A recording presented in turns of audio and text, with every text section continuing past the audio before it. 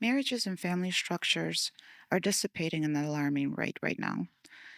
The financial stress, the social media, the overbuying, the trying to chase the Joneses, all affects how we see good, healthy family structures.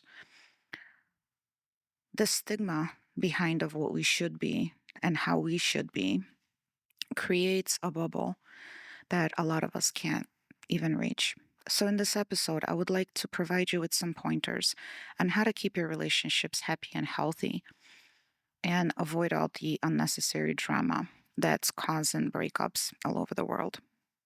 So, grab a cup if this interests you, and let's talk.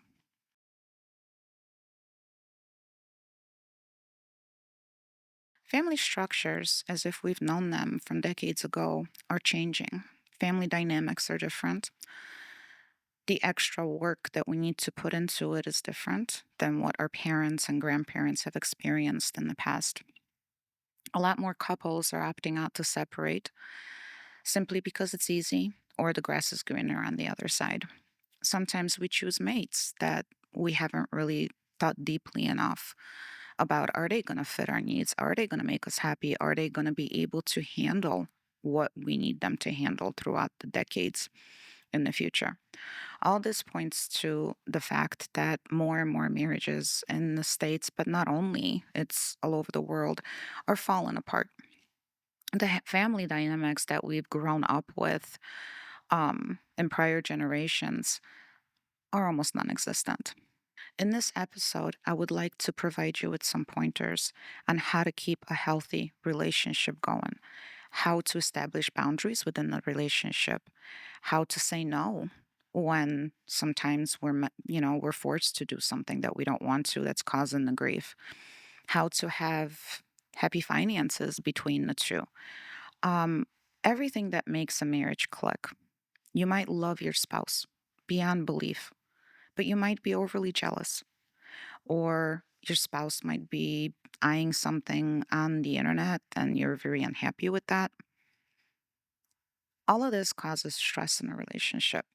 So let's pick that apart a little bit from a stance of mental health and from a stance of marriage and family therapy. So, when we first meet, we have pink glasses on. We think we love the other person. We don't see the red flags. We don't see what could potentially become a factor where we grow apart. So when we choose to commit and bring children into a relationship, now we're really committed, right? A lot of families decide to separate. The children live without both parents, creating grief because the child is stuck between two homes, the step family and then the real family, and then it's yours, mine, and ours later on. All this chaos creates a very unhealthy dynamic, not only for the children, but it also creates an unhealthy dynamic for the adults navigating the relationship. So, last episode I did was about iPad kids. Feel free to watch that one. This time, I really want to focus on the adults in the family, whether it's two moms, two dads, mom and a dad, whatever it is, two adults that create the dynamic of the relationship. A lot of times, especially nowadays, right? It's not just one sits at home, raises the kids, takes care of the house, the other one goes to work. That was easy. It wasn't as easy as we think it was, but it was still easier than what we have to deal with today. Today, with the onset of AI, we can find ourselves on the internet looking totally different, saying things we've never said. And then who's to say what's the truth, right? You have families who devoted their entire marriage. You have families who live on the internet. They get married with the cameras on, posting it online. They have children, and as they raise their children, they're still online.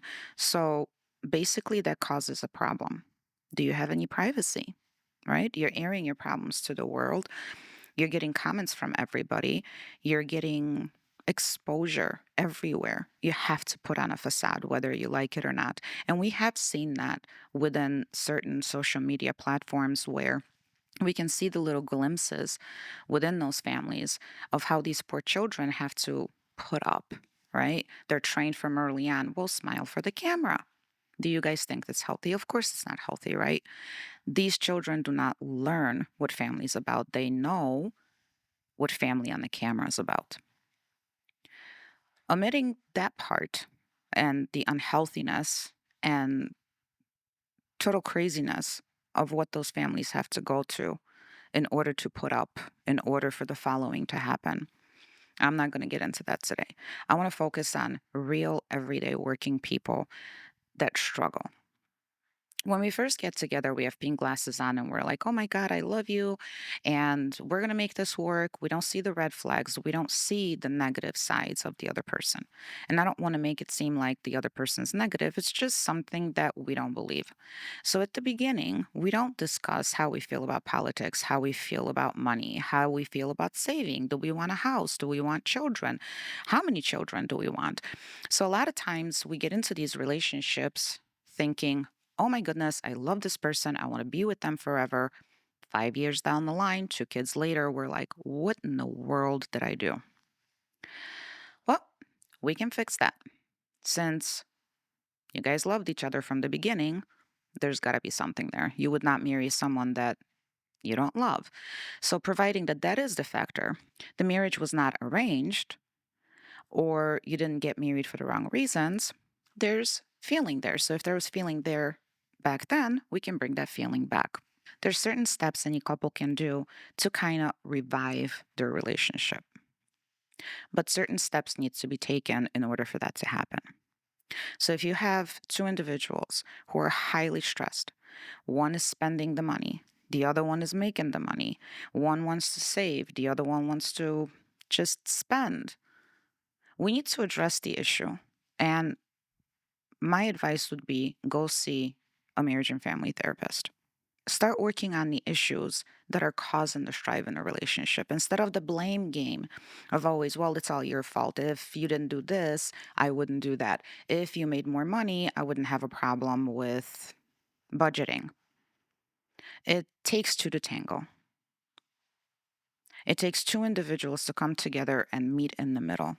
We see problems within the family structure a lot when one person withdraws and the other one tries to play catch up. When one person refuses to give in and the other person tries to kind of just wash it under the carpet. Oh, I can handle it. It's just this thing. And then it's another thing. And then it's another thing. And then you have one giver and one receiver. And then it becomes a very unhealthy dynamic. Or you have individuals who totally clash when it comes to raising children, when it comes to running a home, when it comes to their finances. How should we save? You have all these dynamics of two different human beings coming together and trying to create one home. So if you take that context into the equation and you're like, how do I take an apple and an orange, mush it together and make it one fruit? Is it even possible? It is. The possibility only happens when you have two adults that are willing to meet in the middle, willing to accept the other person as they are. I see a lot of issues between people where they want to constantly change the other person. Well, you weren't like that at the beginning. You promised me certain things and now you're not providing. Well, promises from 5 years ago are awesome, but were we who we are today 5 years ago? And those are the questions that each couple needs to ask themselves and each other at the same time. Coming together instead of screaming and yelling, which is not going to do anything, and trying to figure out where can we make the changes? Where can we come to a conclusion that both of us feel like we're getting something out of this?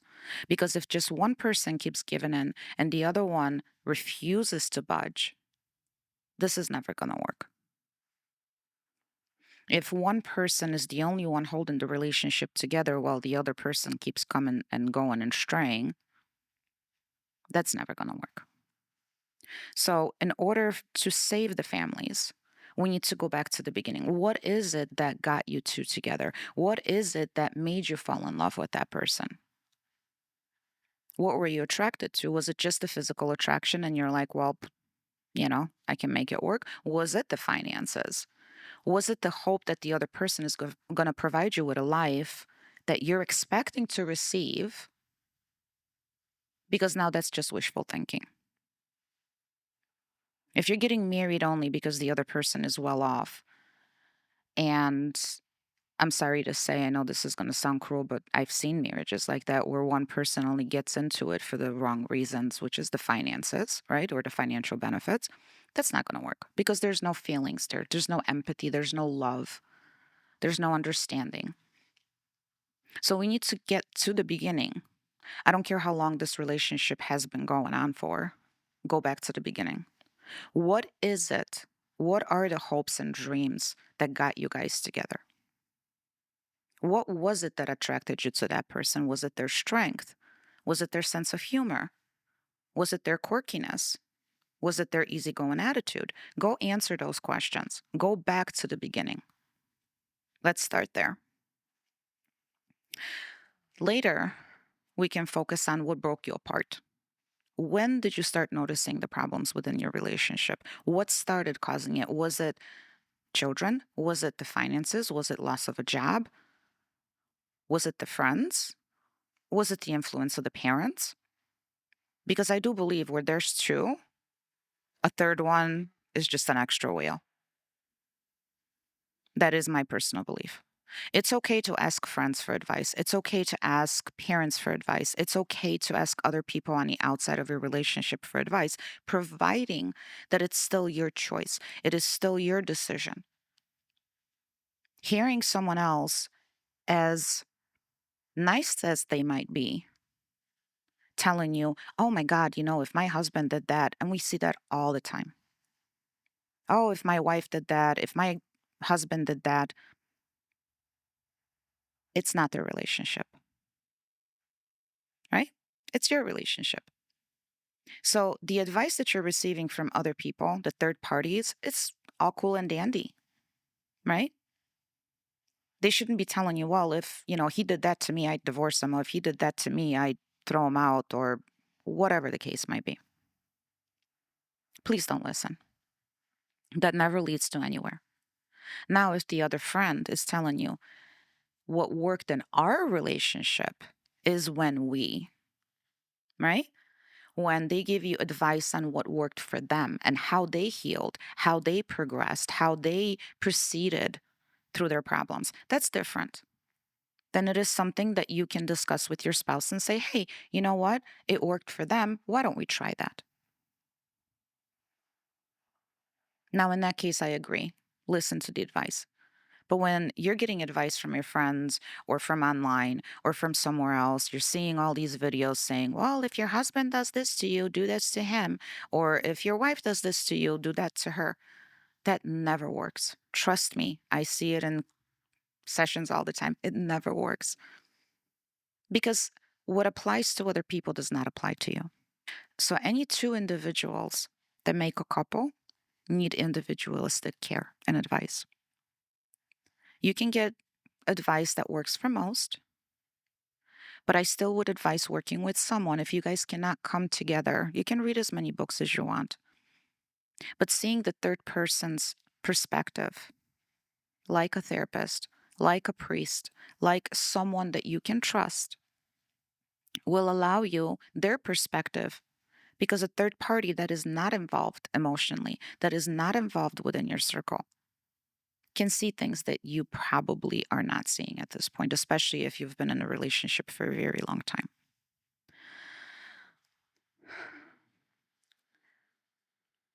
But avoiding the drama because you know what's happening and you probably want the answer of how to fix it, let's get to it.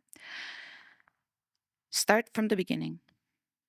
Write down the pros, the cons. Take a sheet of paper, split it in two. When you're having doubts and you're like, well, I don't know, should I stay? Should I go? Should I try again? Should I not? If you're having doubts, I would say give it a try. Unless you're in an abusive relationship, unless you're being beaten, you're being taken advantage of, please leave. By any means, if you get a chance, please leave. No one should be abused. No one should be taken advantage of in physical way at all.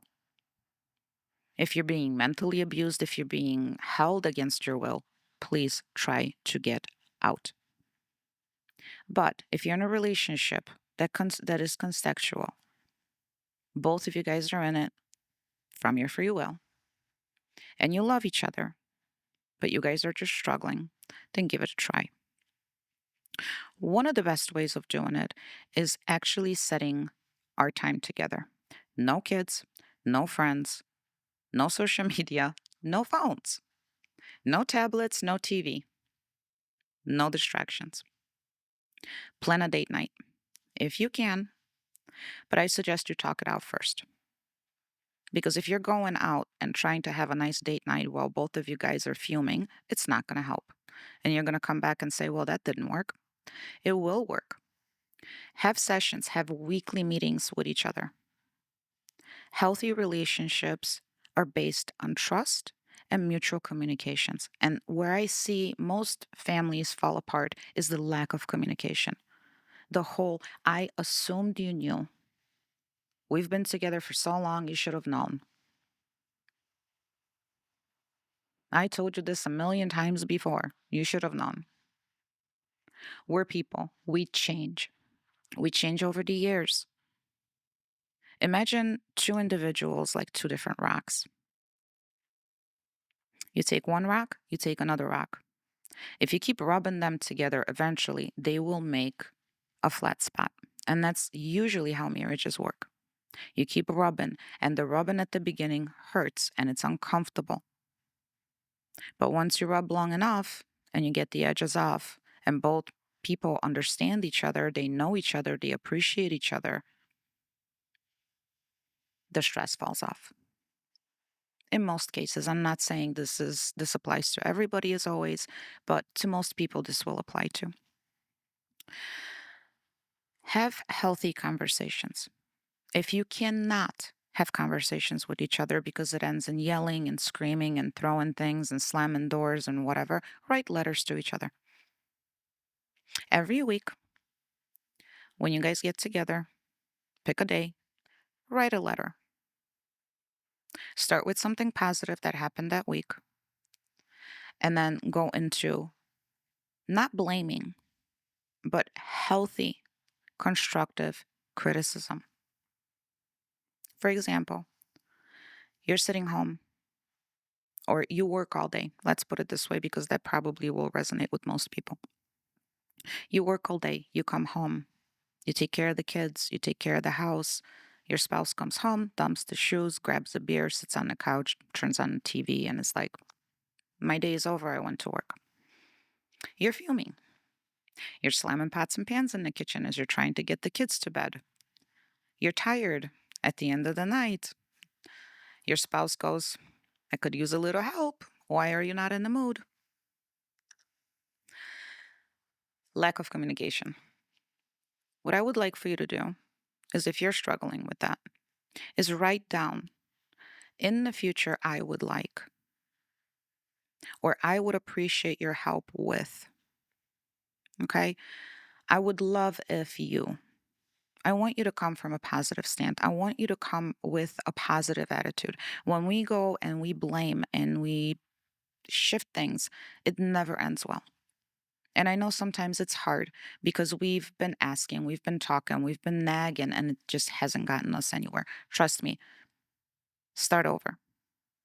Both of you mutually, if you guys love each other and if you guys really, really want to make this work, no matter how bad it is right now, agree, scratch the past. Let's learn from the past. What did we not like? What did we not agree with? What did we trip on that created this conflict? Have a healthy discussion. And if you need to leave the house and do it in a restaurant, providing you guys are not going to be tossing chairs at each other and stuff like that, go out.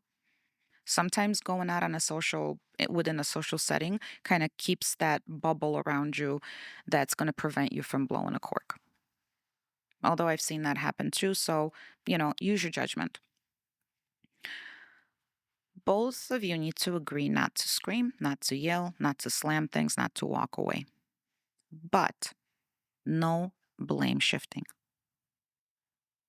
I did this because you did that. No, I did this because I thought, or I was having a moment, or I was struggling with, and it was my escape. So let's use words that are not hurtful because a lot of times when we've been in a relationship for a long time, out of stress, out of just that whole boiling agony, we tend to be hurtful and not in a good way.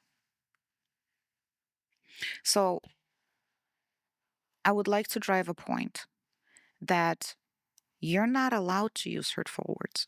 You're not allowed to nit at the other person. You can't. That is not allowed. That's the game. You're not allowed to sit there and blame shift. You always blah, blah, blah. No, it's not always because it's not consistent. Unless it is every single time for years and it never changes, you're not going to use the word always. Unless it's that consistent, which it usually isn't.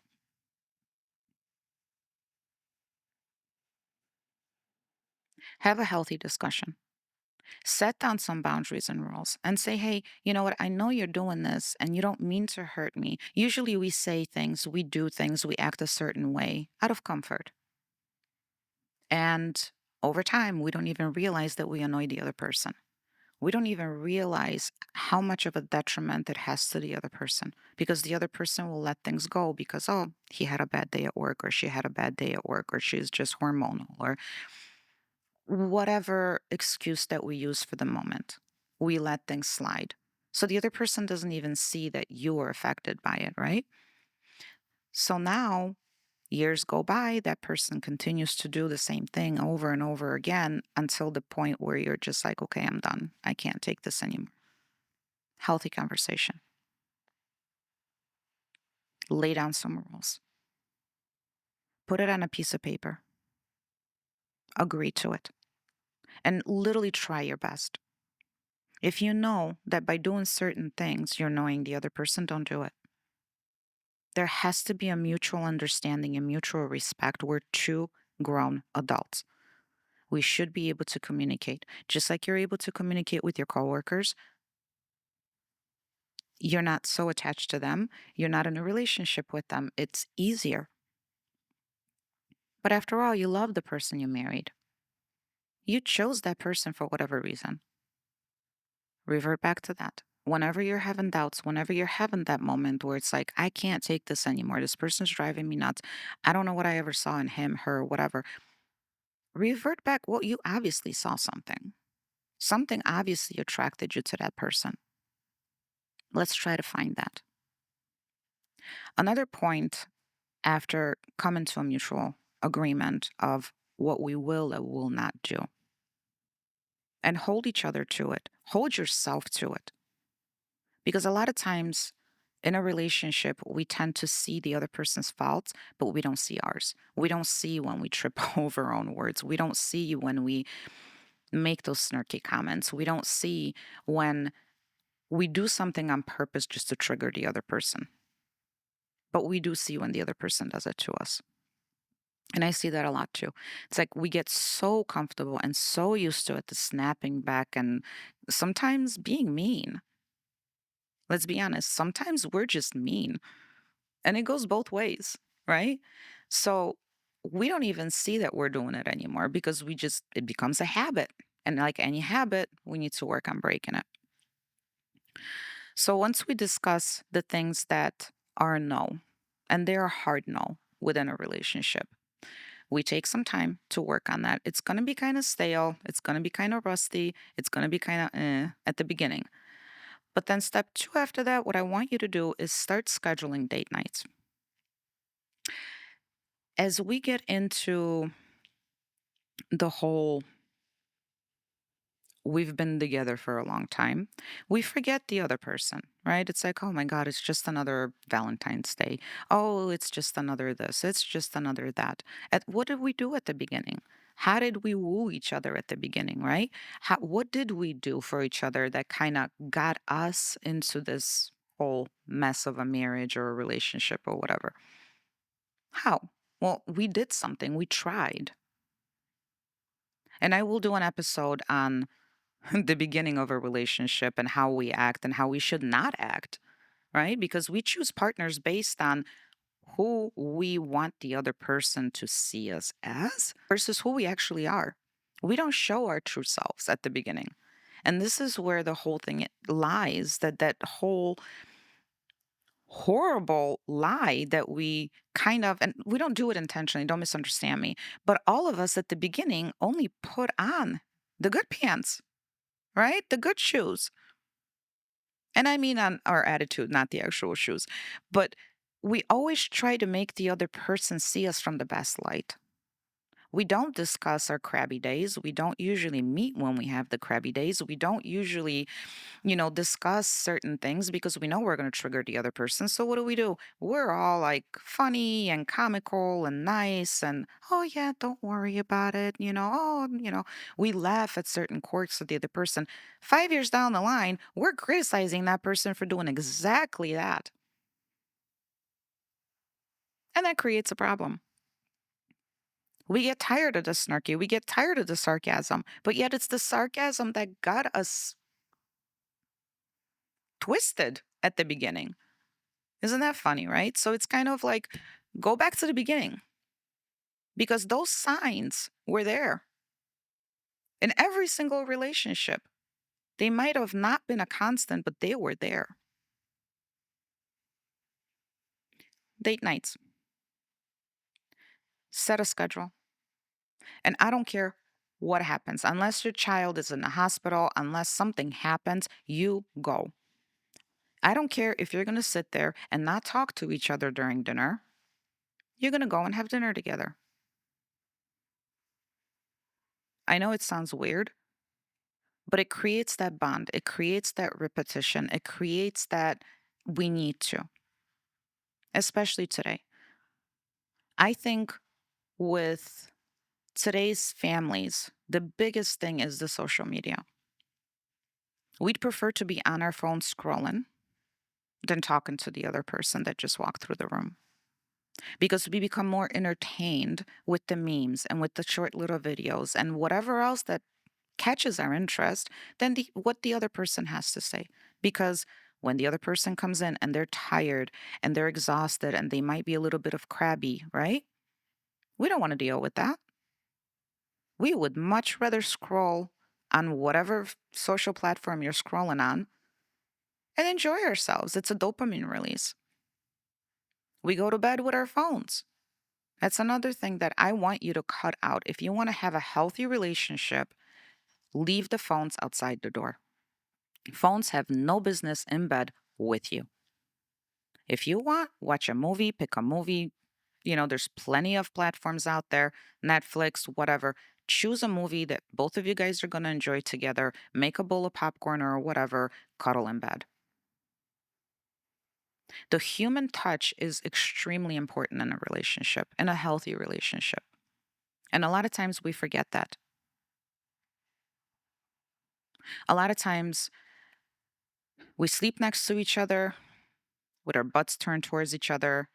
One person goes to bed at a different time, then the other person goes to bed at a different time. Stages of life also don't help that, right? We have kids, we're exhausted, we get up at the beginning every hour, every 2 hours. We have colicky children, then we have small kids, then we have teenagers. All that takes away from our time together. So keep that in mind. A lot of relationships struggle throughout those times within the marriage, especially when the children come in. The wife is exhausted, the husband feels left out, the kid takes priority, we have no me time anymore. Go figure. Part of life. But if you think about it, if you allow someone to take over the kids and you put your marriage first, or you take a vacation together without the kids. And I'm not saying that that makes you a bad parent. It makes you an amazing parent. Because if you guys can keep your family structure together, it benefits everybody. It benefits you, it benefits your kids, it benefits everybody else. Now, putting your kids first has always been a priority of every mother, and I understand that. But sometimes the priority should also be you as a mother. You'll be a better mother when you're calmer, when you're more relaxed, when you're less stressed out, and you have slept. Because a lot of times we run on empty. We're depleted, especially with younger children. Then we have school children. Then we have jobs. We have careers. We have everything else. We have way too many plates that we're trying to juggle. Eventually, that one of them is going to fall. One of those plates that you're juggling all at the same time. And I know some of us excel at it, but something's going to be lacking. Either you're going to yell at that kid because you're just exhausted, you have a headache, and you haven't eaten breakfast, and it's 7 p.m., or you're going to snap at your husband because it's 7 p.m. and you haven't eaten. And the kids are shouting and screaming and they need their homework done. And the teacher gave you a project that's due tomorrow. And guess what? The kids aren't going to do it. You're going to do it. And there's some amazing fathers out there, and I want to congratulate you for stepping in. Not that I should have to, because parenting is a two people job. But a lot of dads just, when they see the stress, they dip. It's sad. But a lot of them just, see ya, deadbeats.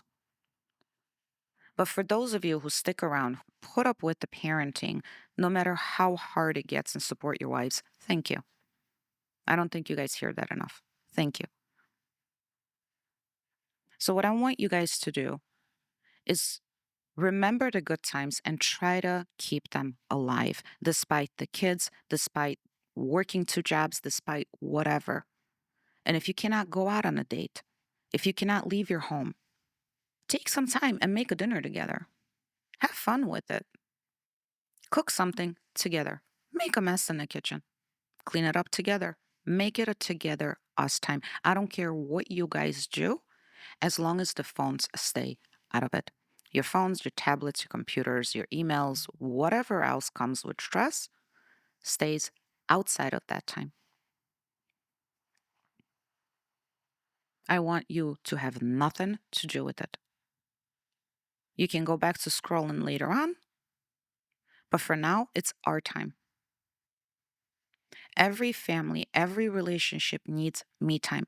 It's like a plant. If you don't water it, eventually it's going to die on you.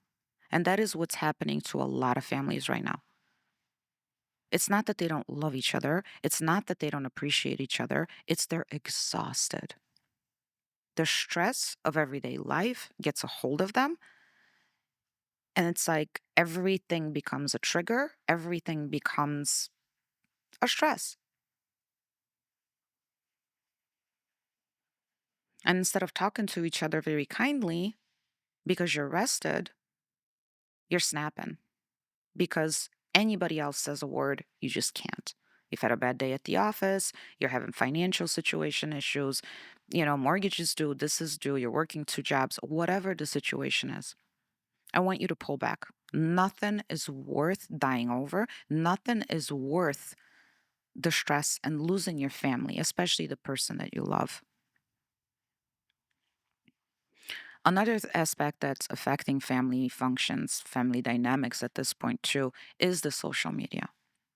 It's the scrolling, right? Men equally as much as women. It used to be just women. Now I believe it's kind of evened out. You look at the posts, everybody's all filtered, everybody looks amazing, all these women look woohoo, right? And the guy's like, ooh, why doesn't my wife look like that? Well, she's raising your kids, she's working a job, and she's just normal. The wife looks at the husband and she's like, well, he doesn't look anything like he did 10 years ago. He's got a bare belly and he hasn't shaved in 2 weeks and he kind of smells funny and whatever the case might be, right? He hasn't seen a gym since we've dated. I want that guy. What happens? Our mind starts wondering. We start looking at the other person not as the person that we fell in love with, but as the person who's kind of a thorn in our shoe, right? Because they have needs and they have attitudes and they have their daily, just like we do. So if we don't spend the time together, if we don't water that plant, if we don't really make it a habit of connecting, we lose the connection. The flower dies. We haven't watered it. It's not going to stay alive. I hope you see where I'm going with this. More time you invest into your relationship, whether if you have a weekend, it's awesome to meet friends, to go out, to enjoy yourselves. That's great. But also make sure that you do spend the one on one. Make sure you devote the time and make it a priority. Somehow you make everything else your priority. Make your relationship your priority. Put it on as a number one thing you're going to do. Find a babysitter, go out to a movie, watch a comedy show, or whatever it is that pleases both of you, whatever it was that got the two of you together at the beginning.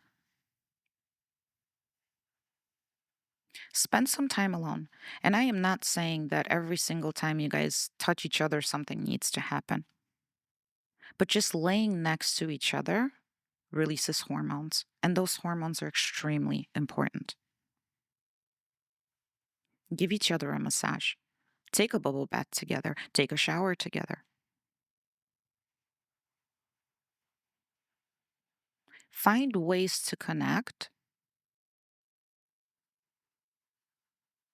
that will bring the two of you together with no distractions, with no phones, and without any expectations.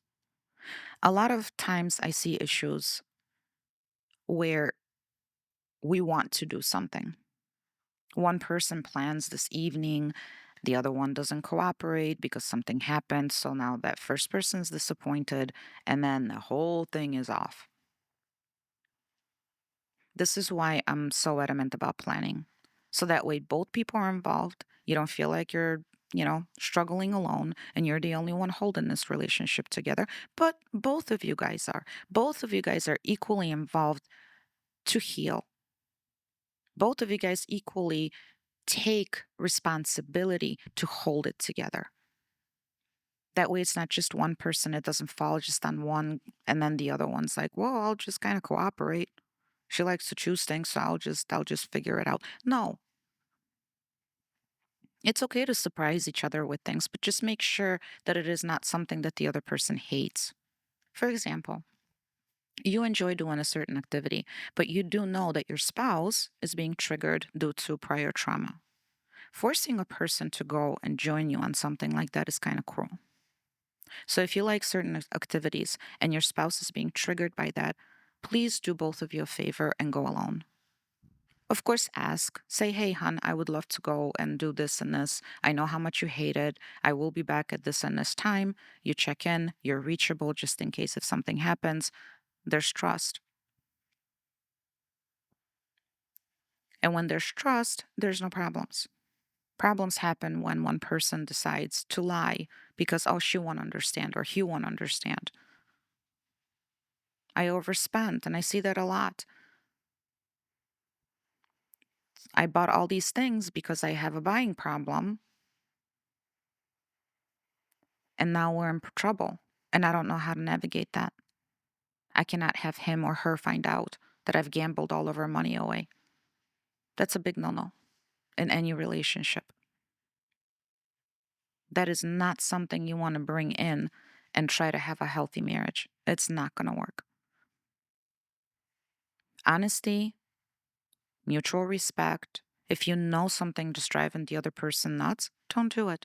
If you know that the other person is reacting a certain way because they've had a traumatic experience, please don't torture them.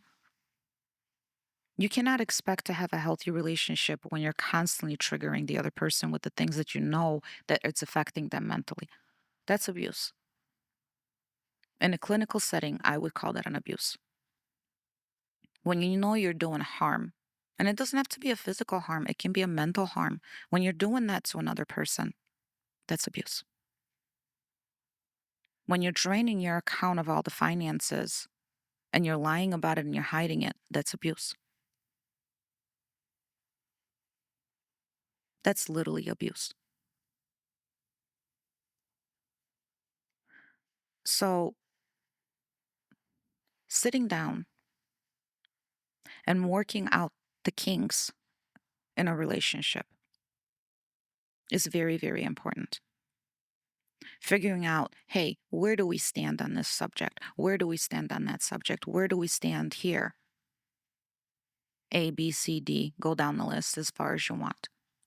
Come to a mutual agreement and hold each other to it. Hold yourself to it.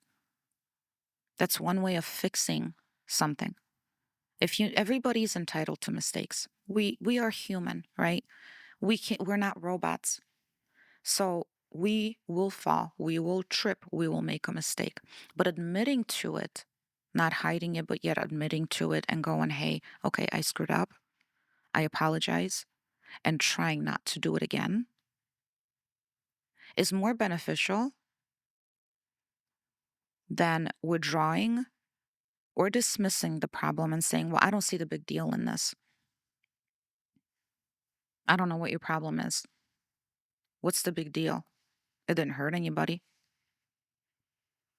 Well, you've triggered the other person, obviously. So it is a big deal.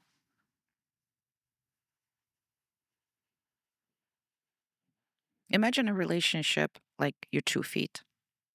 One foot wants to go this way, the other foot wants to go that way. Which way are you going? You're kind of, right? Playing a tug of war. And that's what happens to a lot of relationships. They play a tug of war.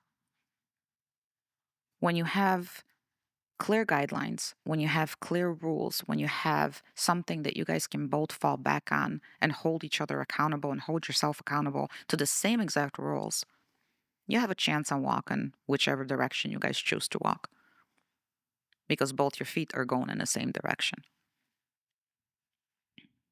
That's the best way I can explain it. That makes sense.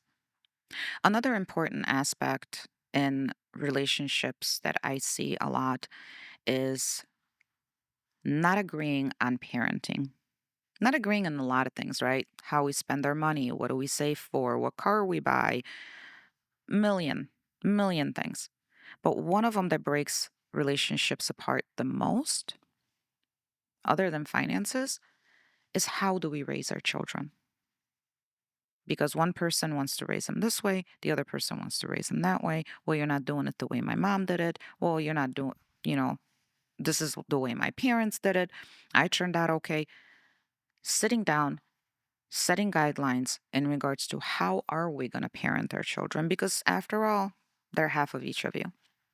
So one person cannot only be responsible for raising the kids unless that is something that you guys choose to do. Then that's okay. If, for example, you have two people and both of you guys agree, hey, you take over because I come from a really bad family dynamic and I don't want my kids repeating, the same thing. You came from a better family structure. I trust you. That's different. Then both of you guys communicate and then one follows the other. That's totally a different, predicament. But when you have two parents and both of them try to parent separately, the kids learn really fast that if they go to mom and complain about dad and mom's mad, right?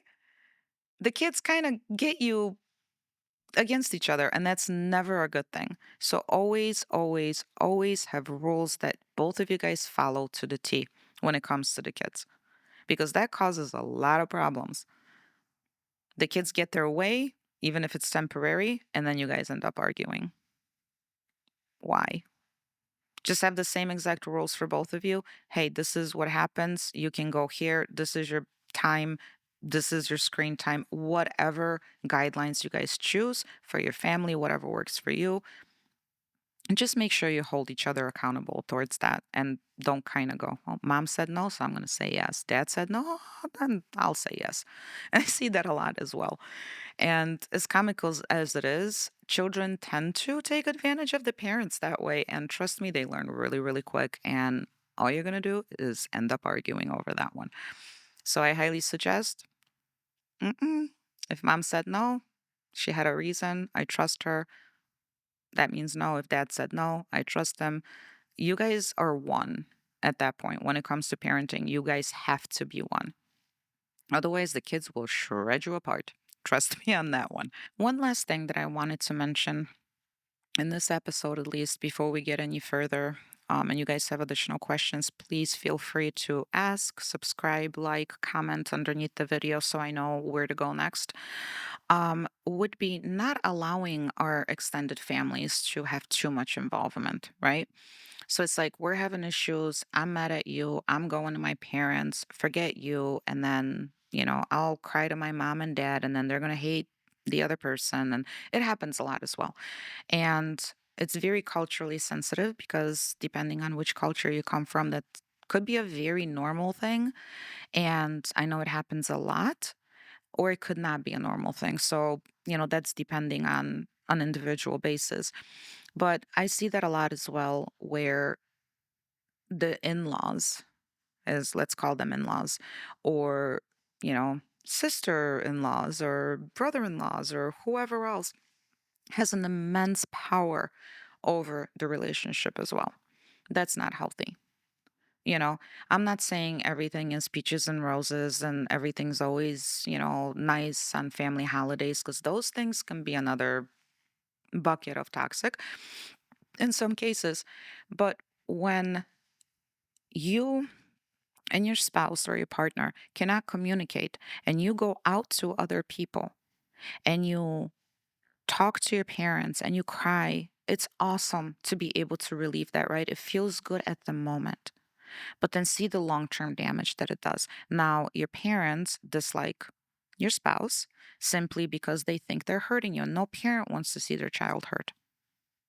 There's some parents that will take it with a grain of salt, that have enough experience and enough brain not to give bad advice. But then there's other parents who are like, "Oh, I'm not going to, allow this person past my door anymore because they've done this to you, they've done that to you."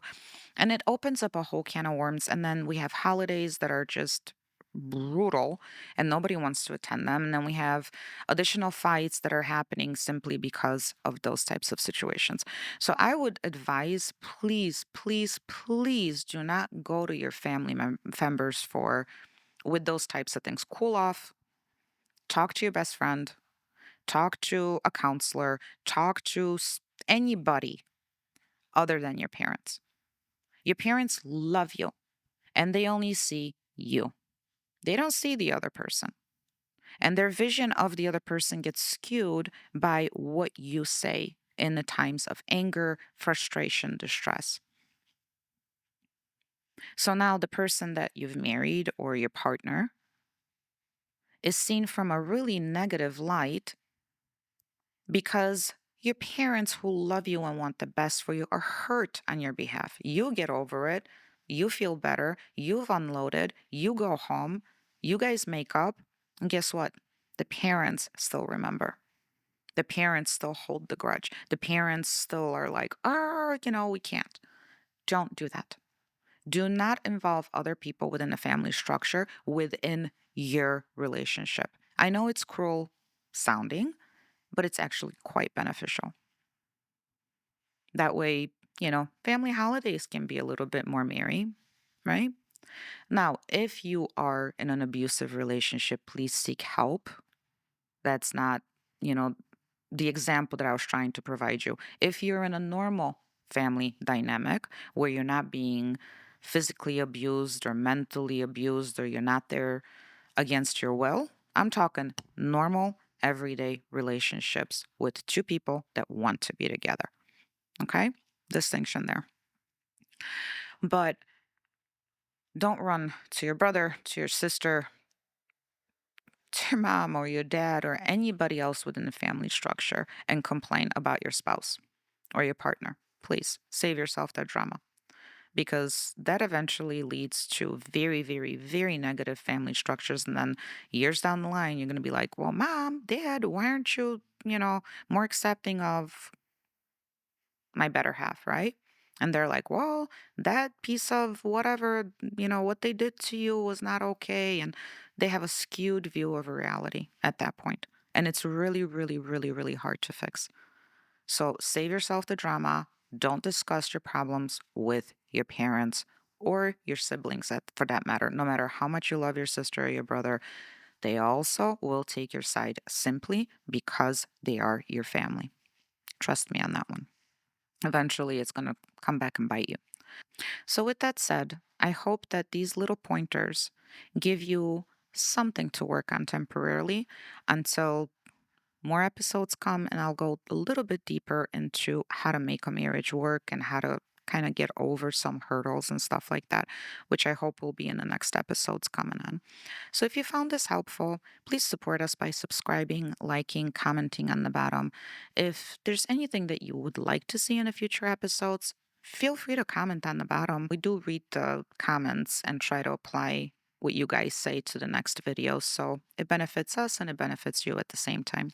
Thank you so much for spending this time with me. And until next time, take care.